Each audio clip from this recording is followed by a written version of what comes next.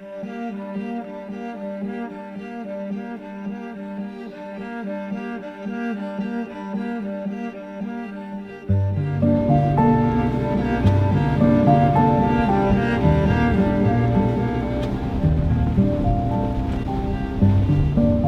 only time I've seen an iceberg is from afar. To get up close and personal with icebergs and to go to that part of the world sounded like a pretty cool adventure.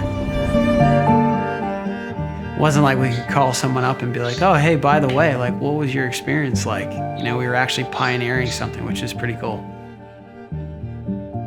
Fogo is just, it's a whole nother can of worms. It's just, everything's harder with that cold.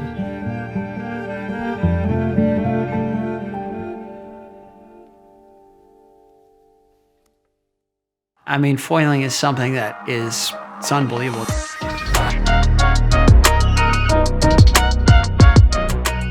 The feeling of actually getting the boat up and out of the water and flying and the speed associated with foiling. It's super technical, it's physical, it's mental.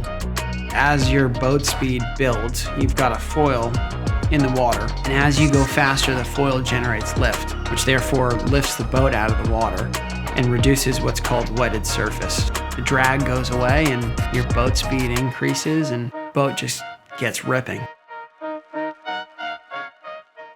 There's nothing like it. To kind of take on foiling and around an iceberg, I was like, you know what? This is gonna be something I'm gonna be able to tell people about. This is gonna be a good story, regardless of how it goes. Basically, there are huge amounts of icebergs that float down the coast close to small towns. And the idea was to get Rome up there with a moth and foil in this remote environment in the coldest water anyone has ever attempted to foil in. This was my first trip ever with Rome. I think we'd only been dating like maybe 2 weeks. I was like, you wanna go on this trip? She's like, well, yeah, I just finished school. What kind of trip is it? I'm like, well, we're going to the most northern tip of Newfoundland. We're kind of doing this crazy excursion, and I kind of explained the whole thing, and she was like, yeah, it sounds like a cool adventure. So we had this massive king cab, 8-foot bed, F-250. Had my moth in back, a chase boat behind, so the rig from front to back was probably like 48 feet. Drove from Newport all the way up to the top of Nova Scotia. Overnight ferry, 12 hours on this marine ocean going ferry. Got off, drove from the southern tip of Newfoundland all the way up, picked Matt up at the airport, drove another 8 hours all the way up to the top of Newfoundland, and then jumped on another ferry, and then we drove through the southern tip from Fogo all the way to the top of Fogo Island, and 2 days of travel of driving and ferries and you name it. So it was pretty full on. I think we were all just kind of in awe of the place and how desolate and kind of exposed the coastline was. And just to see, I mean, we pulled up in the house where we were staying, quarter mile away, it was this massive glacier. There's two just right there. That's so cool. Obviously, as you get closer to it, it's just the size of them is unbelievable. But to see it right in front of the house and to see a bunch of them, you know, on the horizon and all out in front of you, it was an experience I'll definitely remember.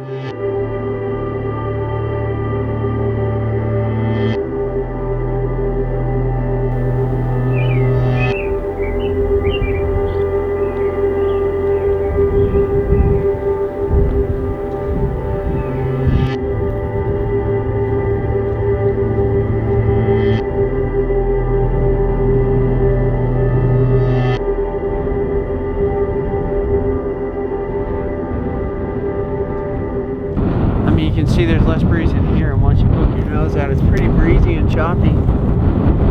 Might be later on in the day once the breeze backs off a bit. Right now, it's just so cold. The wind weight, just kind of the breeze density is so high that a 20 knots here is like 25 to 28 at home. So, packs a serious punch. The top kind of foot and a bit is breaking out there. pretty choppy. Not good at all.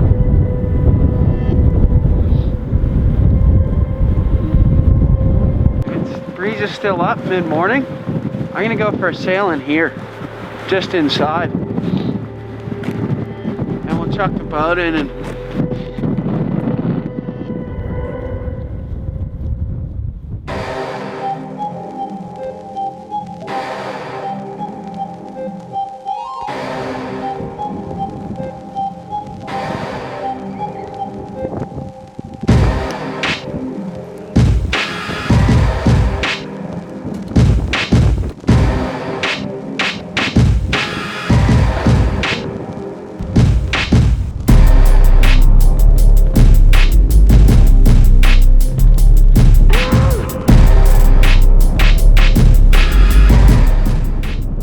bit of cam and batten.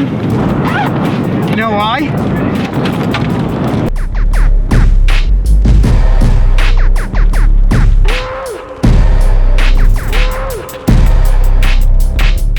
The locals kind of told us, they're like, oh yeah, man, you guys are crazy. The water's like 30 degrees. We were like, whoa, it's below 32 degrees. No one's ever done it before. We were the first ones to do it. So it wasn't like we could call someone up and be like, oh, hey, by the way, like, what was your experience like? You know, we were actually pioneering something, which is pretty cool. What are we doing? I don't know, Ron. What are we doing? I don't know. What the fuck? Oh, it's cold.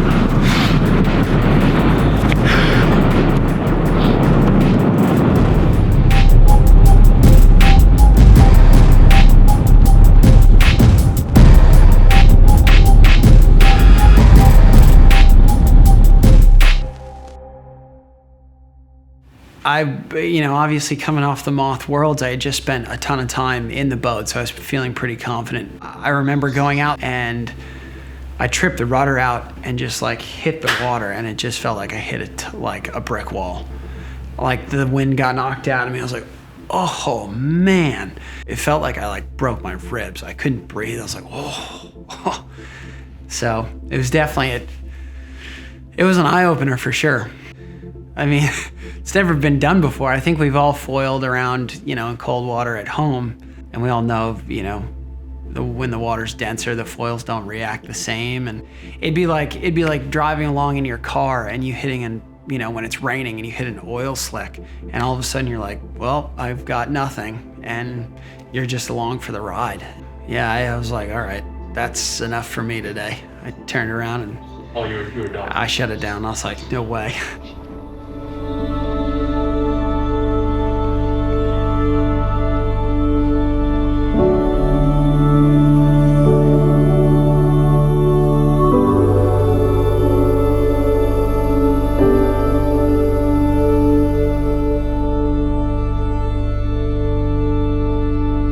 Well, I was definitely worried to be kind of thrown into it in this kind of scary environment of freezing cold, you know, people nowhere, and freezing cold weather, and only 3 or 4 of us. And I don't know, Rome kind of going after it. You know, everything's fine. I'm just gonna give it a shot in the middle of nowhere. There's no hospital nearby. And I'm like, definitely a little nerve-wracking, but really cool site. Right around our backyard area. We took a couple hikes a few nights, and did a few loops, grabbed a couple local beers, and kind of took in the sights, and it was beautiful up there. It's really nice.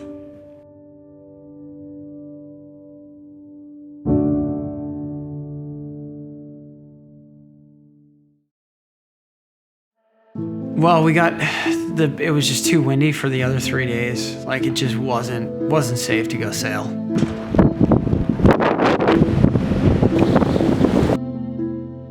Even when it was blowing 15, it felt like it was blowing 25. You know, I didn't need to break the boat or hurt myself. I was kind of just like, you know what, it's not worth pushing that hard.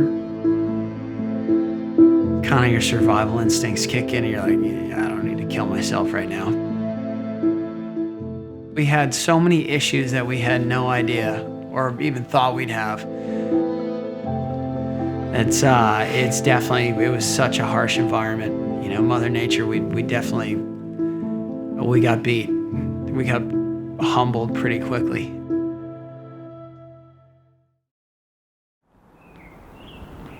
Yeah, I mean, we were pretty unsuccessful the first few tries, and from drones not being able to fly to, issues with the moth. So we gave it one last try the last day.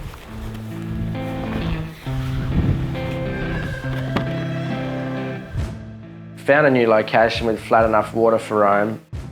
We were nervous about anything going wrong and whether the moth would even hold up with so many broken elements from previous days.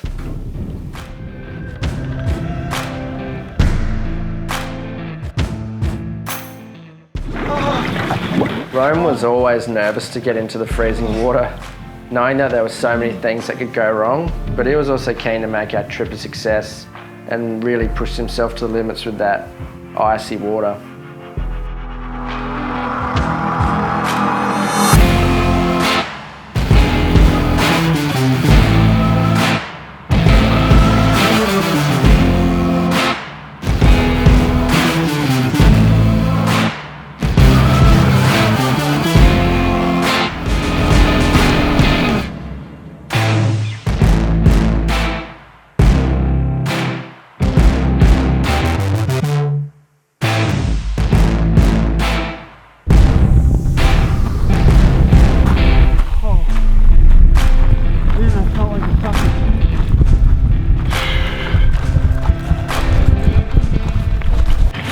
How are the hands?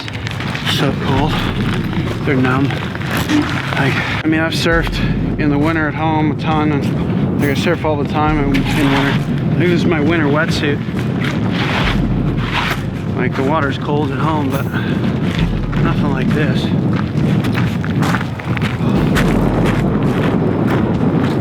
Well, we were just sailing out there, and we weren't next to an iceberg, but I could see the iceberg from where I was sailing, like where I did my 2 tags. I was like, yeah, it's cold out here. It's gnarly. It's a brutal environment.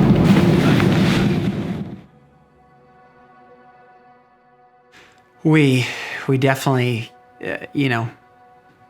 we pushed pretty hard, and I mean, just to get the boat out of the water, it was hard. It just everything was 10 times harder. Just rigging the boat was harder. Fogo is it's a whole nother can of worms. It's just, everything's harder. The next step is probably just getting a boat that's bulletproof, and you kind of set it up for that, knowing what we know, and maybe have a doctor around. And the Mustang gear we had was awesome. We definitely didn't have the right chase boat. The amount of logistics and, going to the end of the earth essentially to figure out if something's possible. You don't know until you go try, and we definitely went and tried. So it was a mission, and just there was a lot of unknown. Yeah, we worked through it. I mean, at the end of the whole experience, we quickly realized that it was possible, and that if we go back, how we'd do it again and how we'd make it work. We're coming back, for sure.